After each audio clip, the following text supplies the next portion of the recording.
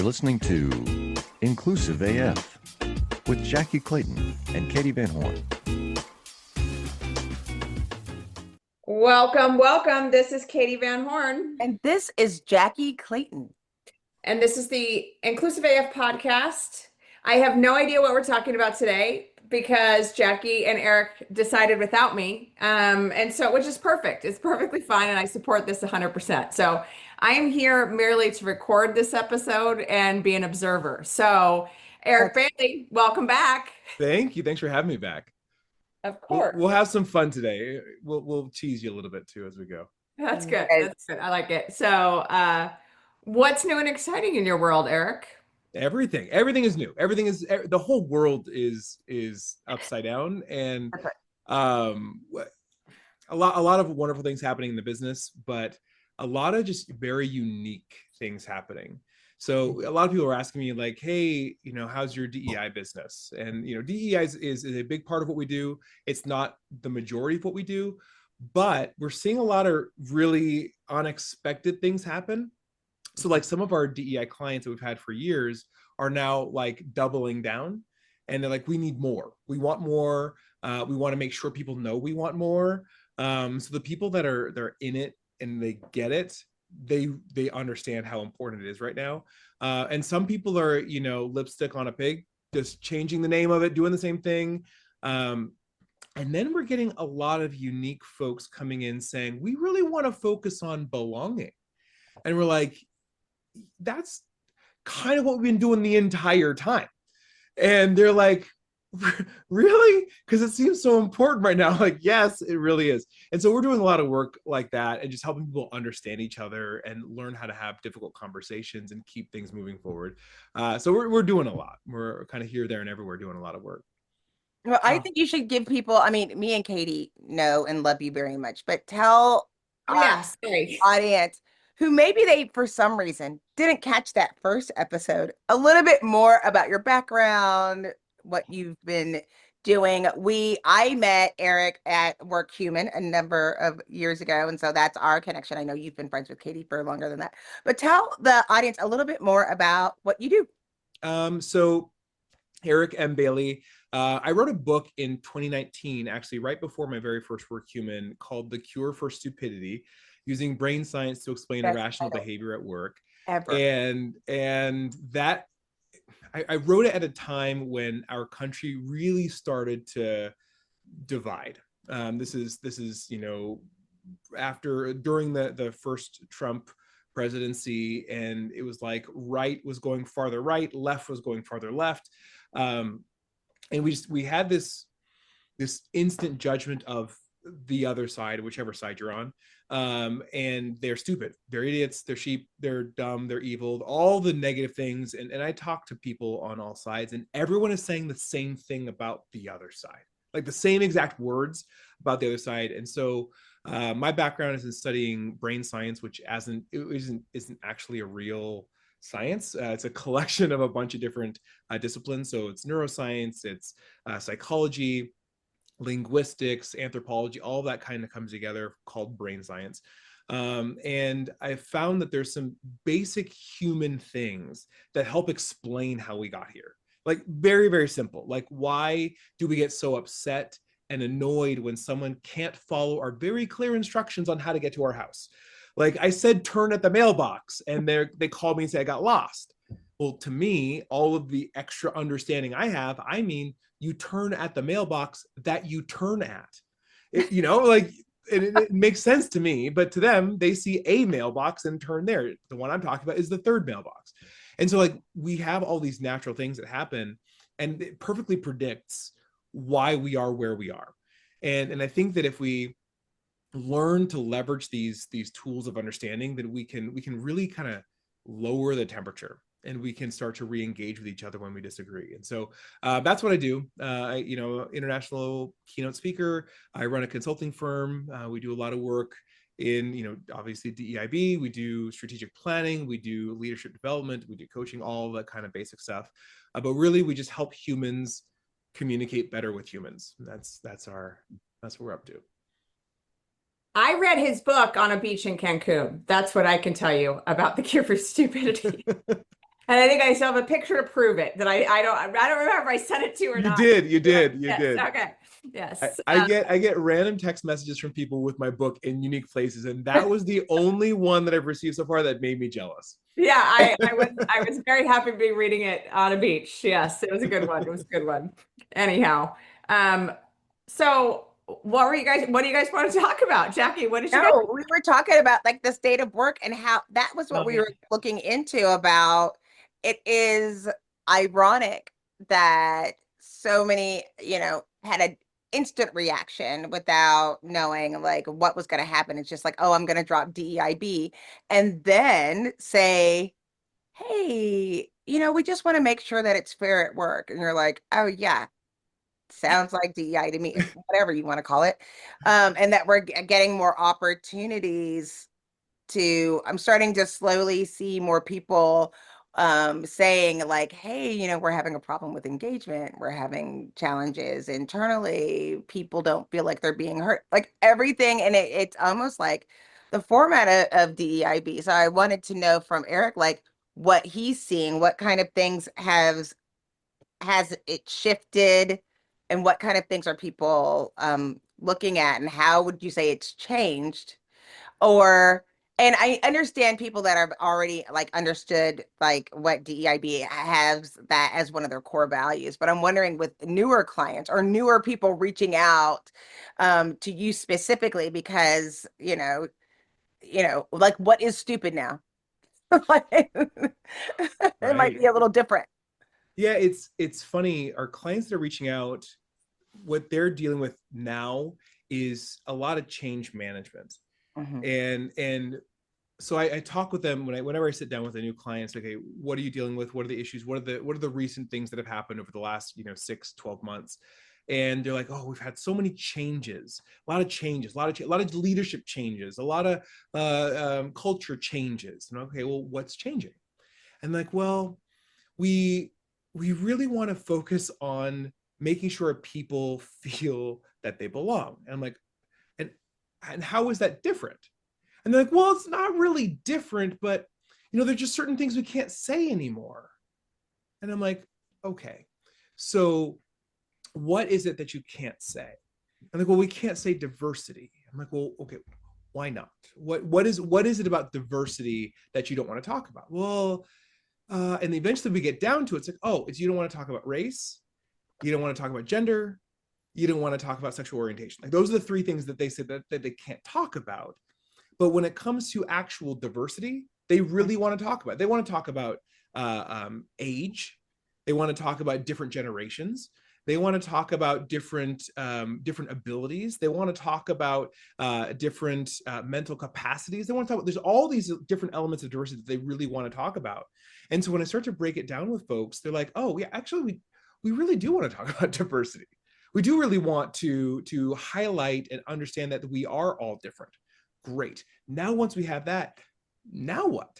Well, we want to make sure that everyone feels that they belong here. Okay, so you want to talk about diversity and belonging. Oh, and when you start to have the conversations, what people want now is the same thing that they wanted before. There's just this kind of societal conversation that these things are bad. And so they're trying to avoid it because of that societal conversation. But when we break it down, it's like, oh, this is exactly what we want. And so people are saying, everything has changed, but really nothing has changed. Mm-hmm. What we really want to do is we want people in our organizations to feel that they belong. We want them to be productive. We want them to be engaged, and we want them to stick around. And the issues that they're facing all are addressed by these things that we have been addressing for a while. The only thing that's different is that we've come to this kind of cultural understanding. I'm just saying we globally. We've come to this cultural understanding that, equity is a bad thing. Okay, well, if you can reframe equity in a different context, it makes perfect sense. So I talk to people about the Electoral College. Isn't the Electoral College all about equity? And they're like, no. I'm like, well, what is it? Right? We want to make sure that people in smaller states have same voice as people in larger states. We want to make sure that they have an equal and equitable voice. Oh. Right. And there's these conversations that once we start to break it down, it's not much different than the conversations we've already had. And I think that that's something that kind of we as a society, we're not doing. We're not having those conversations. We're just kind of getting to the hot button issue and then disengaging. It's like, no. When things get hot, like that's the time to re-engage and engage more. Well, that's actually called growth, right? Like we always know, like that feeling of discomfort is when it's you're growing and morphing into a new person, and that's what's always like a common challenge when you're trying to get people to feel that way. It's like, oh, doesn't feel good, it's really uncomfortable, people are unhappy, and you're like, no, that's exactly where the changes start happening. Like we know and anticipate that that's going to happen. It's how we do our trainings, it's how we schedule all of the things. We know that it's going to come up, and prepared to deal with those. But then when you fire everybody who's prepared to deal with those, that makes it really tough. Right. It really does. So what is actually making me, like, I think the language piece has always been such a weaponized conversation, whatever. And, we know that there are words literally that the government is now saying you can't have or you can't use. And, I don't know, I know, Eric, that you work with some nonprofits, and one of the things that a lot of them are doing right now is rewriting mission statements and vision statements because of this inability to use certain words any longer in their mission and vision statement, or in an RFP process, or in a they're trying to get money for whatever. And so it's so fascinating to me because, to your point, it's the same work. It's the same stuff. You're literally just masking it under a different word or different language just so you don't get in trouble or don't have, someone, Ted Cruz, someone come after you and, have issues with what you're trying to achieve. And I think that's the part that also is, it's sad, honestly, because it is erasing this work, but it's not erasing the work. Like it's so dumb. It's such a dumb waste of time. It's a waste of time. It's a waste of energy. It's a waste of resources. And I remember actually very similar situation back in 2020, 2021, when people started to have backlash against Black Lives Matter. And I remember someone saying, because I have a couple of videos about Black Lives Matter and how do you handle the conversation? Well, all lives matter or whatever. And I had a wonderful video series about that. But people will come to me and they have, very, very honest, private, candid conversations. It's like, it seems like, based on your explanation here, that if they only use different words, it would be different. And I'm like, here's the thing. No, it wouldn't. Because the reason that the words are offensive or inflammatory is because someone decided that pointing at the words instead of at what they're really feeling, that's the reason that there's a problem. And if you use different words, you're going to have the same issue. We'll never know that because we can't change the words. But what's going to happen, right now we're going through, we're changing all of the language, still doing the same stuff. And we're going to have the same issues. And we've seen this, cycle after cycle over the last 80 years. Right. Like we changed the language, and then people who pointed at the words as the problem still have the same problem. And they're going to point at the next set of language. And what we're doing is we're just wasting time. And some people are going to turn around, pat themselves on the back and say, yeah, we got a win here. Look at us. We got that changed. But nothing has changed. Nothing is going to change because progress continues to progress. Right. And that's the world that we're living in. So I hate seeing that because people are taking on so much extra work that they don't have to take on. They're taking on so much stress. Like you said, there are a bunch of nonprofits. I've got people who I actually serve on a board for Solari, which is the crisis prevention hotline, the suicide prevention hotline. They run it for a bunch of different states, and funding was cut early on And then these are people who at one point in time called the suicide prevention hotline. Someone saved their life. And they were so moved and touched by that they go and work for Solari later. Like, these are people who want purely to touch lives and save lives. And because of the government funding and all of this weird stuff, if you do this wrong, whatever, now those people can no longer work there. Like, funding was cut for the suicide prevention hotline. And it's just, it's infuriating. It's sad. It's worrisome. And the thing that I worry about is what are the life impacts of these things, right? How many people are because of their extra stress load, because they have to rewrite their entire mission statement with their board, and it's going to take another 8 months. How many people are having heart attacks because of that extra stress burden? How many people are having strokes?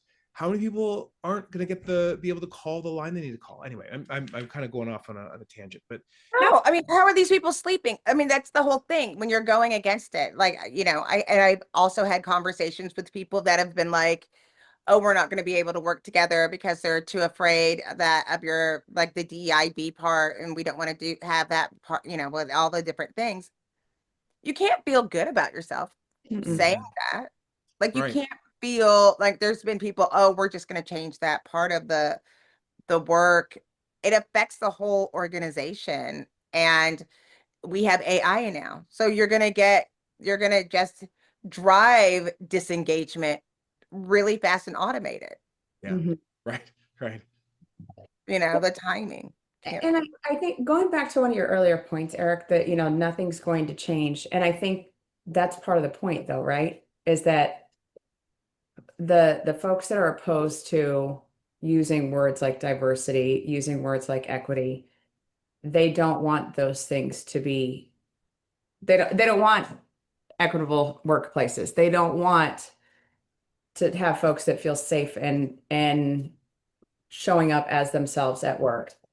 And so that is the point. And then to your next point, like the mental gymnastics of having to go, okay, I can't use this word, but this is what we're trying to do. And this is how we're trying to do it. And, oh, I can't write up an ESG report because that is too woke, which I truly don't understand. But like all of these things, it is just like, the point is to waste time and limit progress. Yeah. I think it's also important to recognize that, for some of us, that's how we live our life every day anyway. Yeah. Right. Where it's like, I'm always jumping through hoops and like trying to make someone else feel comfortable for their comfort, not my own, of getting used to it. And that's why some of the things has been really funny, this new movement where it's like, you know what, I'm just gonna give myself a self-care day when I feel like intrigued to do something. I'm gonna try to put myself in a better mind space, in a better space, and not feel like all the world on my shoulders, because there is only so much that I can do, because we're doing mental gymnastics just to get eggs at the grocery store. And now we're seeing more people that are, I'm a part of a board in Waco, and we do our Dios Los Muertos parade every year. And so we had to have a conversation about what are we doing for extra security? What can we do to make sure people feel safe? And we're talking about it. And then you have to say, how sad that this is part of the narrative that we have to have, that we're afraid that people aren't going to show up because, is that really a thing where a celebration? And it's a celebration. Like, it's not like it should not be anything controversial to have a Dia de los Muertos celebration. Right. And I mean, to that point, I actually just saw a video yesterday about this woman from, I don't know, somewhere in South America, maybe Central America, and she was on vacation in, I want to say New York, California, somewhere in the US, and ICE grabbed her off the street, and she's like, I'm here on vacation and my son is right there. Like, they were on vacation, and she's getting arrested to be deported, but she's on vacation. And she's like, my son is right there, and they're taking her away and leaving him. And it's like, so I do a lot of work with governments, and there are certain governments that tourism is a big part of their budget. And if people see this and then they're like, you know what, I'm not going to go visit. Right. Like that, there are impacts to these things that are far beyond the expectation. There's the idea of unexpected consequences. Mhm. And I'm going to tell a brief story because, you know, you got me. So there was a problem with cobras, the very venomous snakes in some part of India. And so the government said, you know what, we need like, it's unsafe. There's so many cobras. We're going to put a bounty on cobras. So if you bring in a dead cobra, then we'll give you some money. I don't know what the number was, but bring some money. And so it was great. It started to lower the number of cobras, right, that people were seeing around. And of course, a couple of enterprising young men said, wait a minute, bring a cobra, get money. What if we just bred cobras? And so they start a cobra farm, and they start breeding cobras, and they start bringing cobras, like a money printing machine. And now, of course, like the government's like, wait a minute, there are too many cobras coming in. We got to stop the program. So they stop the program, and what does the farm do? Release all the cobras, because they're not making any money anymore.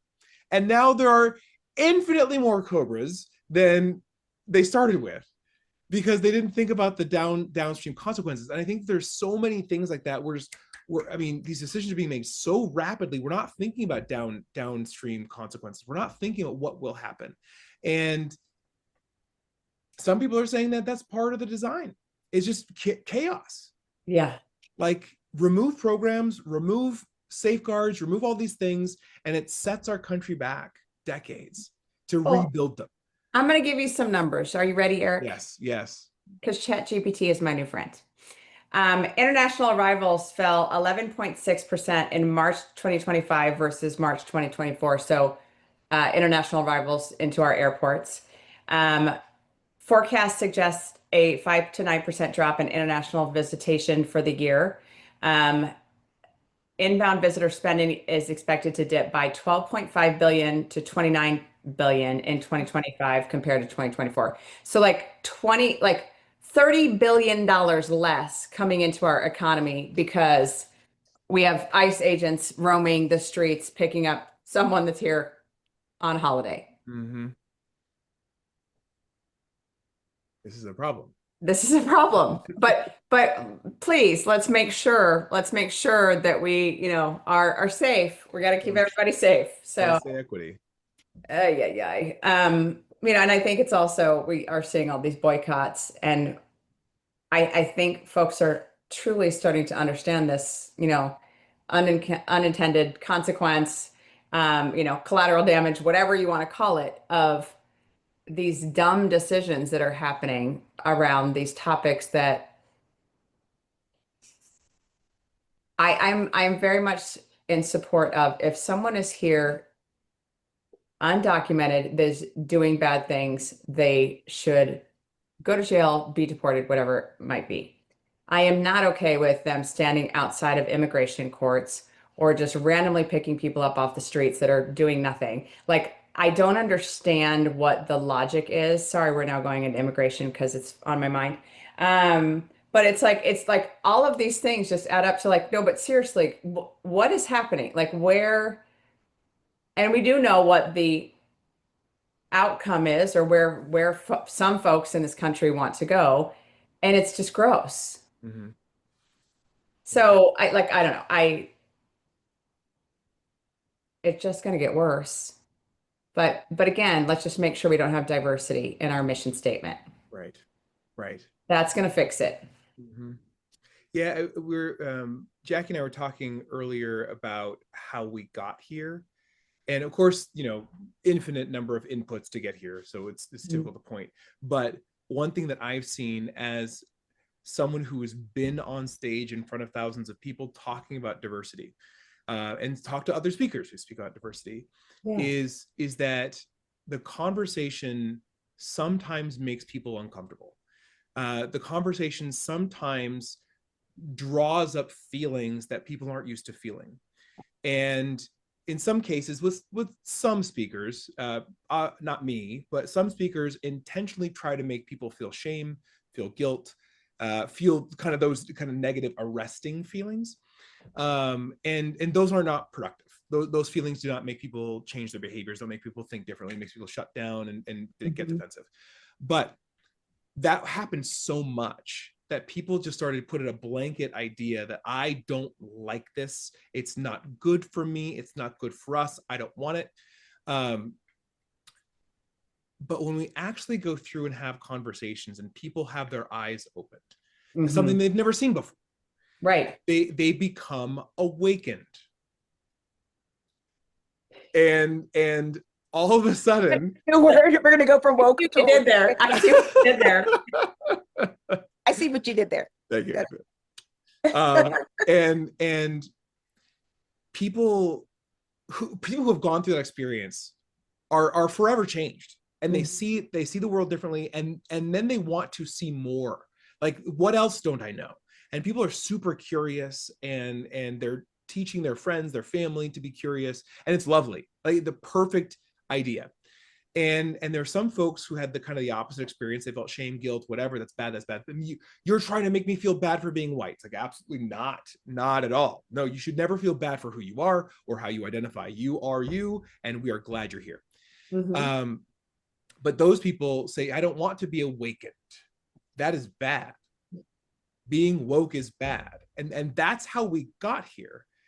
And I'm an optimist. I'm a pacifist. I'm a lover, not a fighter. Like I'm that guy. And I truly believe that if we still learned how to engage each other when we disagree, if we learned how to understand and make people feel that we're hearing them, like the defensive reactions would go down, the fighting would go down, the listening would go up, the collaborating would go up, and people say, oh, I never knew that. I never knew that you would experience that way. And a good example that I have is I was talking with a woman one time, and she told me that every time she walks to her car at night, she puts keys between her fingers. And to me, as a man who's never been afraid to walk to my car, like that made no sense to me. And when she told me, my first reaction was, that's stupid. Why would you do that? That makes no sense. And she explained it to me. She's like, I'm always afraid at night. Always. Like, I'm not like shaking and terrified, but I'm always, there's a part of my brain that's constantly alert. And I'm like, I've never experienced that. And only when I could hear her and understand her could my heart open. And now I'm more understanding of literally 50.2% of the population, right? I understand. And it only happened through that process of awakening. And I think that if we took more time to understand each other, like all this BS that we're dealing with right now, it wouldn't happen. It would not happen. I'll tell another story later, but I've been talking too long. Not been talking too long. I'm fascinated. I mean, yeah, I've seen you on a stage. I've been one of the thousands of people, so I could listen to you all day. No, I was talking to this guy. I did a DEI session it was virtual, in Cobb County, Georgia. And it was with the water authority. So Cobb County is a rural area outside of Atlanta. And this was the water authority. And it wasn't like a leadership retreat. It was literally just a DEI session for all the employees of the water district. Like, these are like self-proclaimed old white dudes who have been turning wrenches for 30 years. And, most of them bald with goatees. And I'm not making that up. That's what they said to me. And I did my thing, and I talk about privilege. I talk about what diversity really means. I talk about what bias really means. I do my thing. And this guy emails me afterwards, and he says, Eric, I've never once felt welcome in a diversity session. And I'm like, that's really interesting language he chose. I never felt welcome. He said, I never wanted to go to one. I've never learned anything in one. But when you talked about privilege, it changed something in me. It changed my mind. It changed my thinking.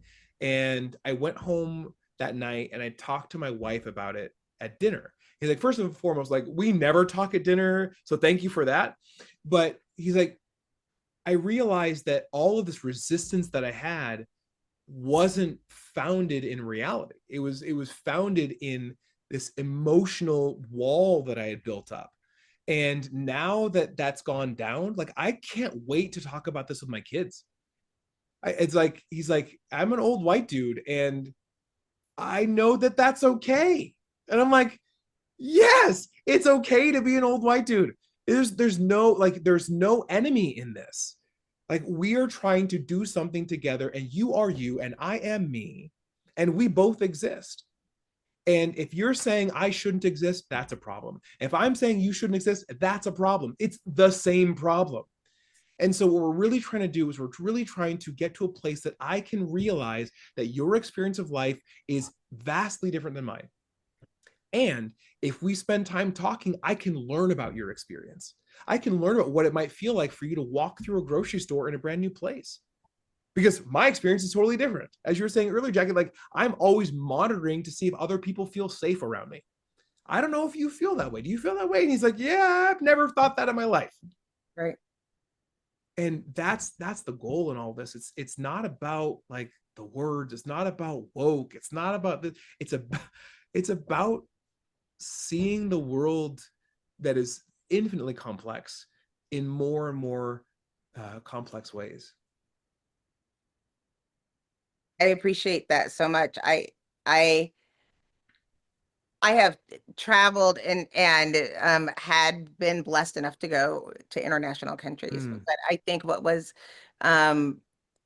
so interesting about being on The Amazing Race is that we were in a race. Like, we had to go somewhere and I couldn't have my phone and doing all the things. And I was explaining it to somebody else and they were like, do they speak English in Hong Kong? I was like, some people. Yeah. What do they speak in Hong Kong? Lots of languages. There's lots of languages. Well, how did you talk? I could only talk to the people who spoke English. Mm-hmm. And they're like, well, I'll just stay home. Right. And it's like, I was like, but wait, did you see? Like, I got to go see that huge Buddha. Like, we don't have that here. And I got to go to this opera center and I got to go to this thing and I had the best French toast ever. And I got to see like all of these things that you're missing out of. And that's what is the beauty of it. I am of the part where I don't try to change hearts and minds. I try to change systems that will give you a better opportunity to change your own heart and mind. Like, I'm going to try to set up an environment where you can do that on your own. But it's like, after you get to that part, the hearts and mind part, when you're curious to what you were saying, there's so much of this world that is like, you're missing out. And it's not, we talk about it for other people just to get along, but you're just missing out on being your best self. Because you don't even know what it is. Like, I have delusions of grandeur and always thought that I should be an Olympian. I'm still looking for my sport. I'm an Olympic hopeful. But I remember watching it when I was a little kid and being like, what if I'm supposed to be a downhill skier? And I'm in Texas and we don't have any downhills. Right. I want you to join the breakdancing. Make that. No, I know that's I think we might get rid of it after this. Yeah, it's not happening next year. I don't know if it's going to stay with us. That was 3,000% sure that's not the sport. But I mean, like, but what was so interesting is, like, I was telling my parents, it was like, okay, then we just started playing all the sports, right? Like, let's just try them out and see what you like and what you want to do. And it's the same thing where it's like, what if you could be better? What if there's a piece of world that you couldn't see that could change your life forever? You know, all of these opportunities but I mean, you don't have to go that broad. What if there's somebody lives next door that could change your life forever? Right. Well, and I think that's part of it. It's just like, it's the just sitting down and having that conversation, Eric, like you were saying, like sitting at the dinner table with his kids, having conversations that he would not have had before, going to a foreign country and going, tell me about what you guys do every day. What is your meal that you have for dinner or anything? Just that learning and that growth and like how that opens your eyes to just experiences and people and all of the good stuff. It just makes life much more interesting. Yeah, does. it really does. And Jackye, I love that you highlighted international travel because, you know, when you spend time just seeing how the world operates in different places, it's like, oh, I never could have imagined that. I never could have imagined. We went to Venice, Italy, and everyone's like, oh, don't go to Venice, it's terrible, it's terrible. We went, and my kids just loved it. They're like, they never thought of like what the world could be if the roads were water. You know, like it's totally different, and it opened their mind that what else don't I know? Right. Right. And like, and that's it. Or like, you know, I've never taken my kids to Asia, but if you ever see like rice paddies, rice terraces in Asia, it's like, what? Right. And it's Or when you do and you see the water buffaloes that are getting that right, you're like, what is happening right now? Yes, How much more respect for rice if you saw how people are getting rice. right. Exactly. It's our world is so beautiful and so amazing, and I think that a lot of people they never leave this little circle. And if you never leave this little circle, you just have this reinforcing idea that this circle is the way the world is. And when people go out, this is why people have such a hard time with different accents. Like, Yes. what do you mean you say that word like that? That's bizarre. Because in my little circle, this is how that word is said. And then we reinforce our entire lives. Like, anyone who says it differently must be totally bizarre. Wackadoo. Yeah. Yeah. But I don't know if you saw this. Last week, I posted, there's a woman like who is suing because there's AI internally. She was not giving a promotion because she's hard of hearing and has an accent, and the AI couldn't understand her, and it was going to be required to use the AI. And they said that it couldn't understand her, and so they weren't going to give her the promotion. And so she's suing. My gosh. Like, there's so many things to unravel there, but it's like, wait, it's like, no, you should be able to understand me. Like, that's just one example. There's other people that couldn't understand. And it's interesting when you start talking to people from other countries, how you can tune your ear from where somebody's from in the world. And so you learn English as a second language all over the world. You can even that start with that. Maybe you don't learn German or, Spanish or Swahili, but you can learn English as a second language in this part of the world. Yeah. You will have so much more opportunities of learning. My fun is I have, as you guys, I think you guys both know, I have a CFO that is German, and he likes to come up with expressions that he thinks are English expressions. So and I literally, I need to start writing them down because they're so funny. And and he's trying to so today he was trying to think of the running around with like a chicken with your head cut off. But instead he said like a chicken in handcuffs. And I was like, that's not it. Interesting. But it's interesting. Yeah. But they're hilarious because every one of them that he comes up with, it is like this entertaining, like, what is he trying to, what is this saying he's trying to think of in English that he can't remember right now? But also this man knows 6 languages. So I'm like, I understand. And you could say any words you want and we'll figure it out but it does entertain me. It's interesting. So one, here's an idea for you. Write them all down, release it as a book, illustrated. You'll make a bunch of money. 2, it is really fun learning the idioms of different countries and trying to translate them. So there's one in Portugal. I've never been to Portugal, but a good friend of mine, she goes there every year. And one of them is you take the bike. It's translated, you take the bike. And so what happens is if you're like fighting with someone, arguing back and forth, and whatever, like I give up, whatever. The phrase they say is you take the bike. I don't know where it comes from, but it's just like, I guess two people were arguing over a bike and like, you take the bike. I guess that's where the origin was. Yeah. But learning those sorts of things, it's so fascinating because diversity, right? Because our world is so diverse, and the ways in which we leverage our speech is unique. And it's so fun learning those sorts of things. I was on I was 16 and I was on an exchange program, a cultural exchange program. I was in Mexico. And so they got a group of kids and they literally shipped them off to Mexico for a month. And it was just a kind of a cultural exchange. I lived with a family. And one of the first excursions we did was to this like pottery painting place. And so we're making the pottery, painting the pottery, and my host mother, I see her car drive up toward the end of this thing.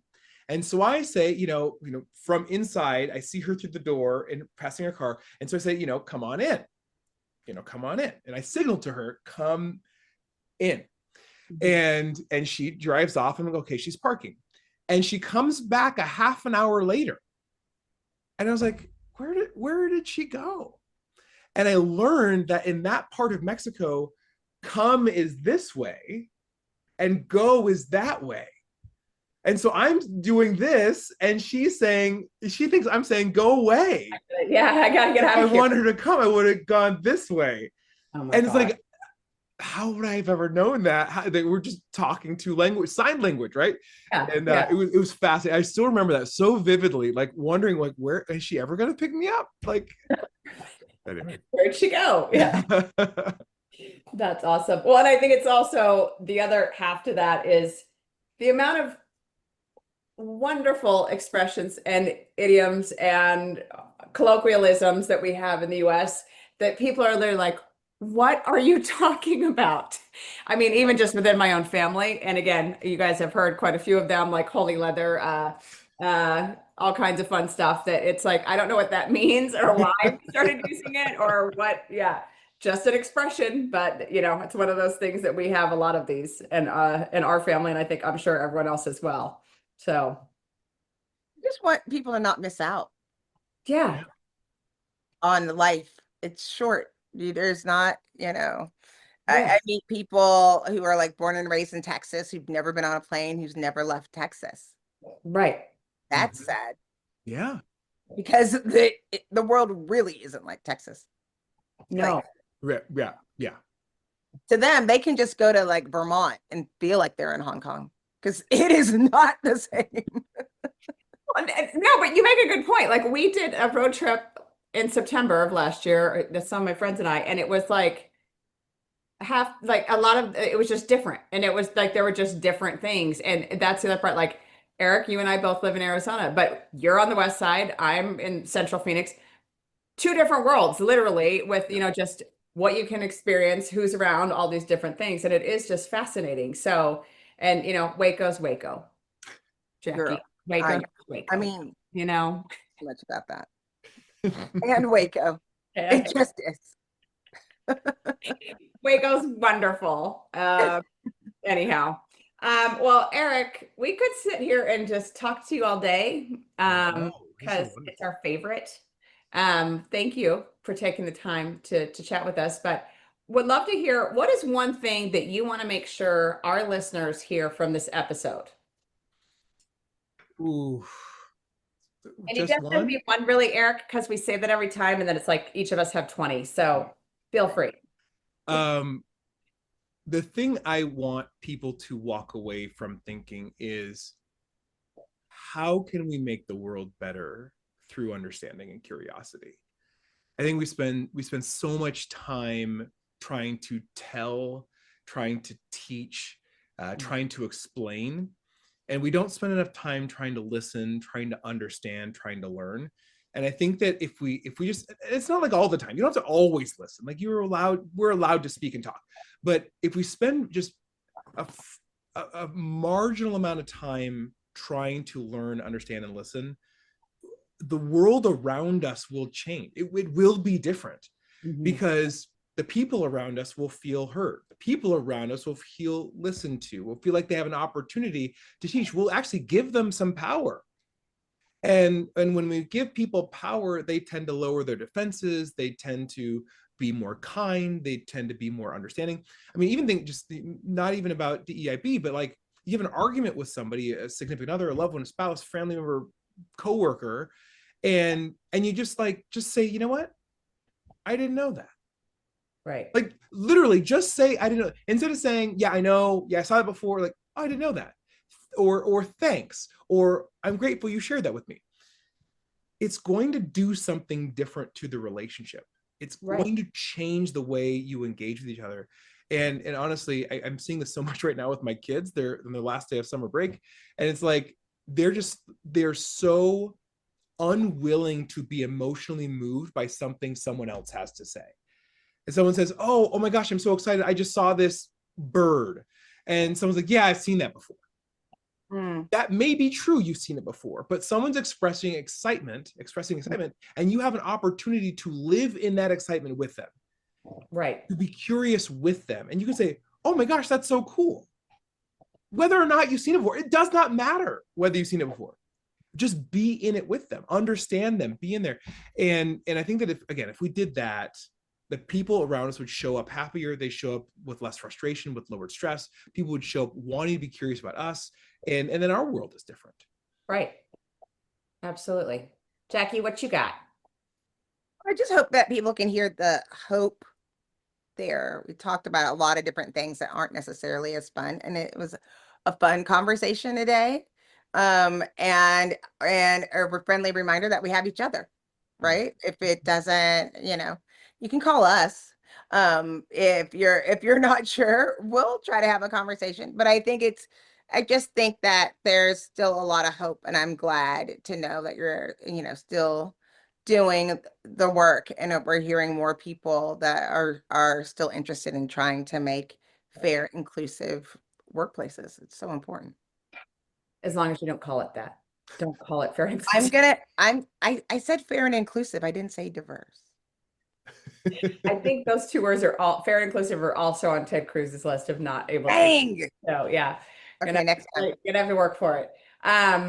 So I think for me, it's always fun to chat with you, Eric. But I think really for me, it is yes, we need to keep reminding ourselves what the end goal is, what the right end goal is. So all of this stuff is a distraction. All of this stuff that's going on is trying to derail us from moving towards a place of taking care of each other, making sure each other is safe, making sure each other has what they need to have a great life work-wise, have a great life personally, all of these things. And so just reminding folks of that like the language, don't get so derailed by the language or by the silliness that's going on in the world that you forget that at the end of the day, it's go learn about each other, go take care of each other, all of these things. So Eric, thank you for joining us again for part 2. We always love to have you, and we will see you in a few months at HR Tech. We didn't ask you anything you want to promote right now for the listeners, anything you'd like to share other than go buy your book. Yeah, go buy the book. That's the main thing. And so it's been a few years that this book's been out, but I think that there's never been a more appropriate time for my book. Yes. So The Cure for Stupidity, you can get at thecureforstupidity.com, or you can get it on Amazon or any of those other things. But grab the book, give it a read, buy it for your friends, buy it for your neighbor you're arguing with, buy it for your spouse, but make sure be careful how you give it to them. The world needs it. That would not be a good anniversary or birthday gift. No, so we're all on the same page. It would be, but it wouldn't be. Right, exactly. Would it be a smart move? Awesome. Well, thank you so much. This is Katee Van Horn. And this is Jackye Clayton. Bye. Bye.